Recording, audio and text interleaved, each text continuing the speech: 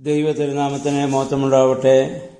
Bible reading പ്രോഗ്രാമിൽ സംബന്ധിക്കുന്ന ഏവർക്കും കർത്തൃനാമത്തിൽ സ്നേഹവന്ദനം.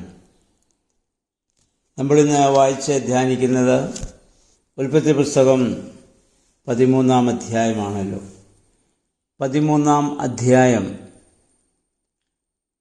അബ്രാമും ലോത്തും തമ്മിൽ വേർപിരിയുന്ന സംഭവമാണ് ഇവിടെ നമ്മൾ വായിക്കുന്നത്.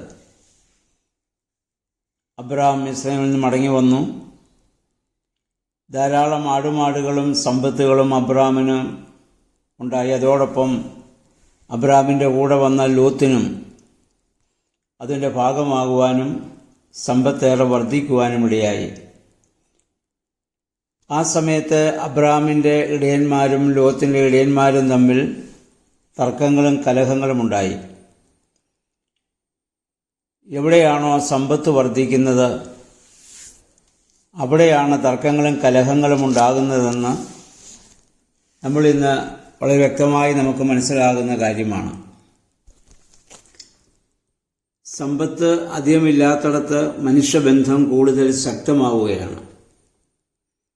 സമ്പത്ത് വർദ്ധിക്കുമ്പോൾ മനുഷ്യബന്ധങ്ങൾ അകലുന്ന സാഹചര്യമാണ് ഉണ്ടാവുക. അതുകൊണ്ടാണ് നമ്മുടെ കർത്താവും പറഞ്ഞത്, ദൈവത്തെയും ദ്രവ്യത്തെയും നിങ്ങൾക്ക് ഒരുപോലെ സ്നേഹിക്കുവാൻ സാധിക്കുകയില്ല. ദ്രവ്യം ഒരു പരിധി വിട്ടുകഴിഞ്ഞാൽ പിന്നെ അതൊരു പൈശാചിക ശക്തി തന്നെയാണ്. മനുഷ്യനെ ഏറെ സ്വാധീനിക്കുന്ന, കീഴ്പ്പെടുത്തുന്ന ഒരു വലിയ ശക്തിയാണ് ഭൂമിയുടെ സമ്പത്ത് എന്ന് പറയുന്നത്.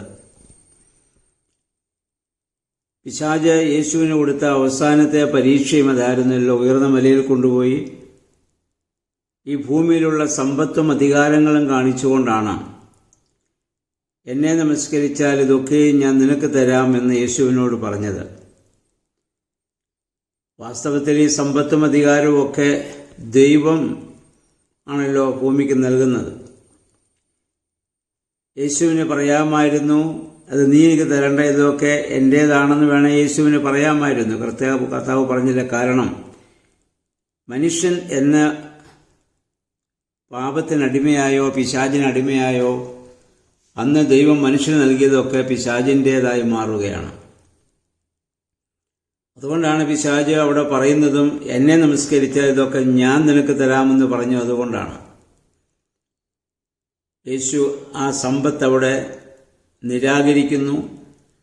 സാത്താനെ എന്നെ വിട്ടുപോകും, എൻ്റെ ദൈവമായ കർത്താവിനെ വന്ദിച്ച് അവനെ മാത്രമേ ആരാധിക്കാവൂ എന്ന് ശക്തമായ ഭാഷയിൽ കർത്താവോട് പിശാചിനോട് പറയുന്നതും ആ പിശാചിനെ ആട്ടിപ്പായിക്കുന്നതും ആ പരീക്ഷയിൽ നമ്മൾ കാണുന്നുണ്ട്. അപ്പോൾ സമ്പത്ത് എവിടെ വർദ്ധിക്കുന്നുവോ അവിടെ പൈശാചിക ശക്തികൾ കൂടുതൽ ശക്തമാകും. നമ്മുടെ ഇടയിൽ നമുക്കറിയാം, ധാരാളം സമ്പത്ത് മക്കൾക്ക് വേണ്ടി ഉണ്ടാക്കി വെച്ചിട്ട് മാതാപിതാക്കൾ പോകുമ്പോൾ ആ മക്കൾ തമ്മിൽ അകലുന്നതും വ്യവഹാരങ്ങളിൽ ഏർപ്പെടുന്നതൊക്കെ സാധാരണ സംഭവമായി നമ്മൾ ഇപ്പോൾ കണ്ടുകൊണ്ടിരിക്കുന്നു. എന്നാൽ അധികം സമ്പത്ത് സമ്പാദിച്ചു വെക്കാതെ ഈ ഭൂമിയിൽ നിന്ന് മാറ്റപ്പെടേണ്ട മാതാപിതാക്കളുടെ മക്കൾ സന്തോഷത്തോടും ഐക്യതയോടും സഹകരണത്തോടും കൂടി ഭൂമിയിൽ ജീവിക്കുന്നത് ധാരാളം സംഭവങ്ങൾ നമുക്ക് കാണാൻ സാധിക്കുന്നുണ്ട്. ഇവിടെ ഇപ്പോൾ ദൈവത്തിൻ്റെ വിളി കേട്ട് ഒന്നുമില്ലാതെ ഇറങ്ങി വരുന്ന അബ്രാമിന് ധാരാളം സമ്പത്തുകളുണ്ടാവും. ലോത്ത് അതിൻ്റെ ഭാഗമായി മാറുകയും ചെയ്യുന്നുണ്ട്.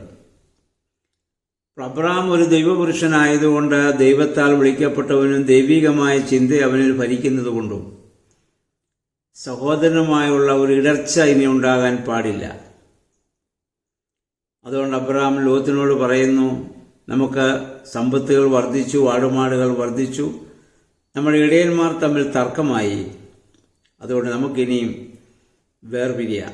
നമ്മളിനി ഒന്നിച്ച് താമസിച്ചാൽ അത് കൂടുതൽ നമ്മൾ തമ്മിലുള്ള പ്രശ്നങ്ങളിലേക്ക് വരെ അത് പോകും. ഇപ്പോൾ ഇടയന്മാർ തമ്മിലെ പ്രശ്നങ്ങളായിട്ടുള്ളൂ, ഇനി അത് നമ്മിലേക്കും വ്യാപരിക്കും. അതുകൊണ്ട് നമുക്ക് പിരിയുന്നതാണ് നല്ലത്. വാസ്തവത്തിൽ അബ്രാഹാമിൻ്റെ ആധ്യാത്മിക ജീവിതത്തിന്, വിശ്വാസ ജീവിതത്തിന് ലോത്ത് പിരിയുന്നത് തന്നെയാണ് അബ്രാഹാമിന് എല്ലാം കൊണ്ടും നല്ലതും. അതുകൊണ്ട് അബ്രാം ഇവിടെ ലോത്തിനോട് പറയുന്നുണ്ട്, ഈ സമ്പത്തിൽ നിനക്ക് ഇഷ്ടമുള്ളത് നീ ചോദിച്ചുകൊള്ളുക, നീ എത്ര ചോദിച്ചാലും അത് നിനക്ക് തന്നുകൊള്ളാം. നീ ഇടത്തോട്ടെങ്കിൽ ഞാൻ വലത്തോട്ട്, നീ വലത്തോട്ടെങ്കിൽ ഞാൻ ഇടത്തോട്ട്. അതിനുള്ള അവസരം, അതിനുള്ള എല്ലാ അനുവാദവും അബ്രഹാം ലോത്തിന് ഇവിടെ നൽകുകയാണ്. വാസ്തവത്തിൽ ലോത്തിന് സമ്പത്തുണ്ടായത് അബ്രഹാമിൻ്റെ കൂടെ ഇറങ്ങി വന്നുകൊണ്ട് ദൈവം കൊടുത്ത അനുഗ്രഹത്തിൻ്റെ ഭാഗമാണെങ്കിലും അബ്രഹാം തൻ്റെ സഹോദരപുത്രൻ അത് വിട്ടുകൊടുക്കുകയാണ്. തൻ്റെ പിതൃ സഹോദരപുത്രനെല്ലാം വിട്ടുകൊടുക്കുകയാണ്. അതിനുശേഷം നമുക്കറിയാം എന്ത് സംഭവിച്ചു. ലോത്ത് അവൻ്റെ ഭവനത്തിൽ പോയി അവൻ്റെ ഭാര്യയോടൊക്കെ ആലോചിച്ചതിന് ശേഷമാകാം അബ്രഹാമിനോട് ഏറ്റവും പച്ചപ്പായ സ്ഥലം, ജോർദാനിലെ താഴ്വരകൾ, ജോർദാനിലെ സമതലം മുഴുവൻ ചോദിച്ചു വാങ്ങി. ആ സ്ഥലമാണ് പിന്നെ സോദോം ഗൊമോറ എന്നറിയപ്പെടുന്നത്. കാരണം നല്ല പച്ചപ്പുള്ള സ്ഥലമാണ്, താഴ്വരയാണ്.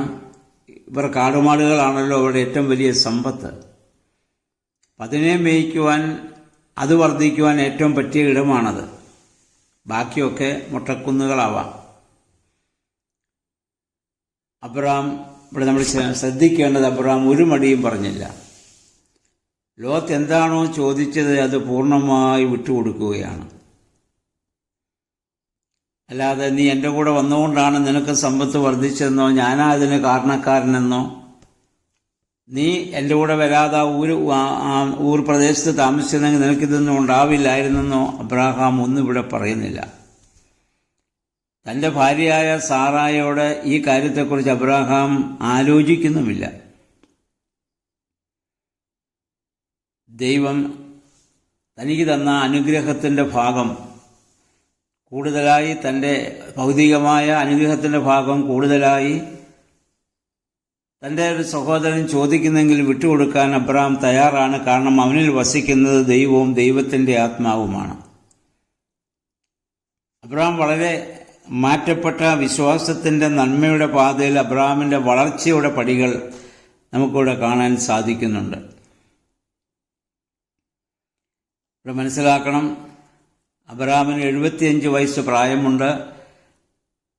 ലോത്തിന് ഒരു പക്ഷേ 10, 30, 35 വയസ്സ് പ്രായമേ ആകാൻ സാധ്യതയുള്ളൂ. പക്ഷെ ഒരു ദൈവിക മനുഷ്യൻ എപ്പോഴും താഴ്മയുള്ളവനാണ്.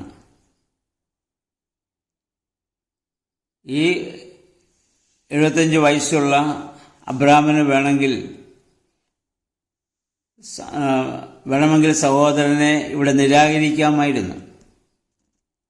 അദ്ദേഹം ഇവിടെ പറയുന്നതാണ്, നീ എനിക്ക് തുല്യനാണ്, ഞാൻ നിനക്ക് ആദ്യ പരിഗണന നൽകുന്നു എന്ന മനോഭാവം. നീ ആവശ്യമുള്ളത് നീ തിരഞ്ഞെടുക്കുക. ആ മനോഭാവമുള്ള അബ്രഹാമിന് മാത്രമേ യെരൂശലേം പണിയാനും ഇസ്രായേലിൻ്റെ പിതാവായിട്ടിരിക്കുവാനും യേശുക്രിസ്തുവിൻ്റെ പഴയ നിയമത്തിലെ നിഴലായി മാറാനും സാധിക്കുകയുള്ളൂ. ക്രിസ്തീയ ലോകത്തിൽ നിന്ന് ഇത്തരം നേതാക്കന്മാരെയാണ് ആവശ്യമുള്ളത്.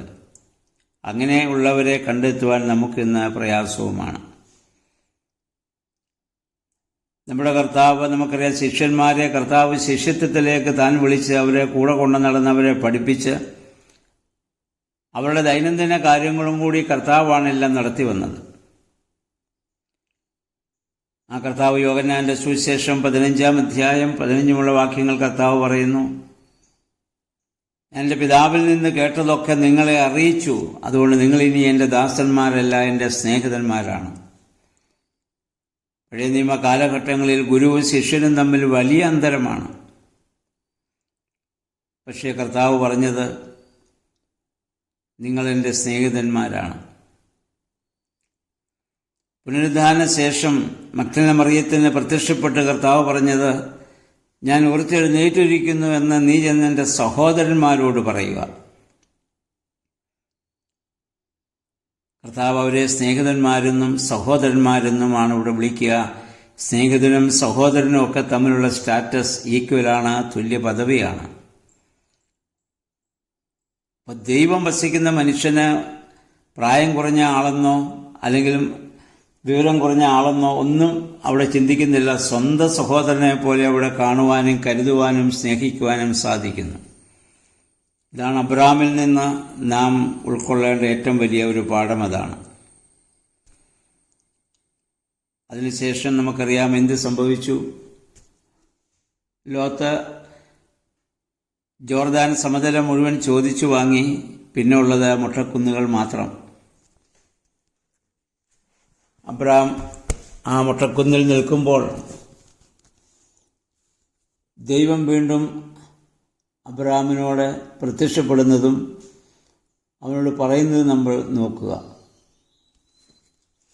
അബ്രഹാം ലോകത്തിൽ നിന്ന് വേർപെട്ടതിന് ശേഷം കർത്താവ് അബ്രഹാമിനോട് പറഞ്ഞു, നീ തലയുയർത്തി കിഴക്കോട്ടും പടിഞ്ഞാറോട്ടും തെക്കോട്ടും വടക്കോട്ടും നോക്കുക.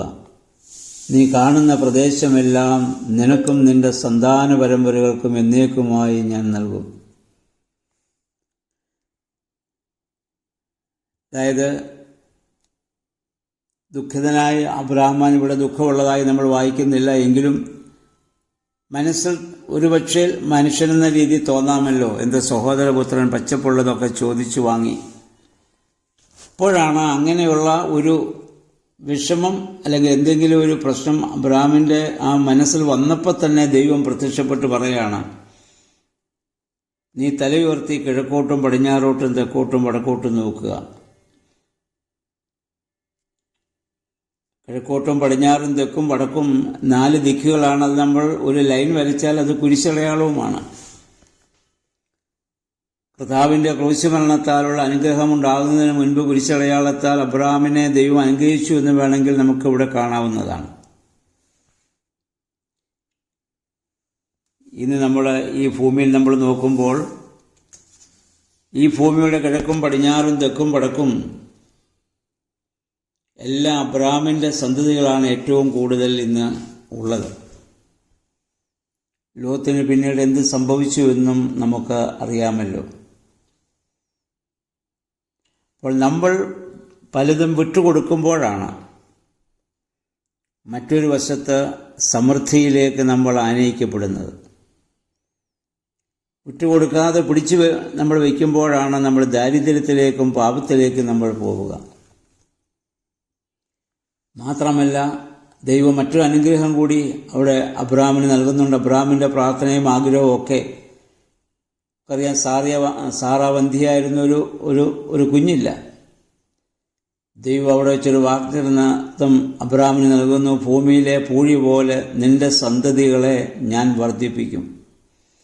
പൂഴി ആർക്കെങ്കിലും എണ്ണിത്തീർക്കാമെങ്കിൽ നിന്റെ സന്തതികളെ നിനക്ക് എങ്കിൽ മാത്രമേ നിന്റെ സന്തതി എണ്ണിത്തീർക്കാനാവുകയുള്ളൂ.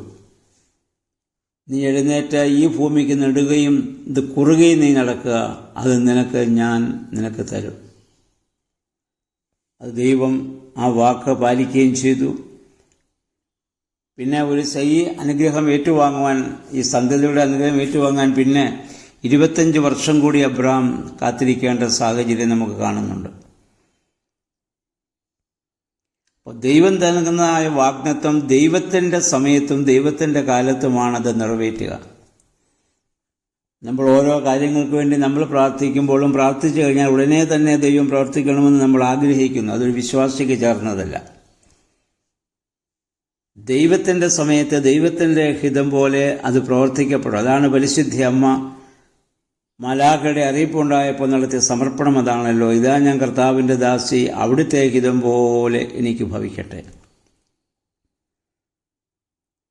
അത് പറഞ്ഞപ്പോൾ തൻ്റെ ഉദരത്തിൽ ഉരുവായ തൻ്റെ മകനായ നമ്മുടെ കർത്താവും തൻ്റെ ജീവിതത്തിൻ്റെ ഏറ്റവും വലിയ പ്രതിസന്ധി ഘട്ടത്തിൽ നടത്തിയ പ്രാർത്ഥന അത് തന്നെയാണ്.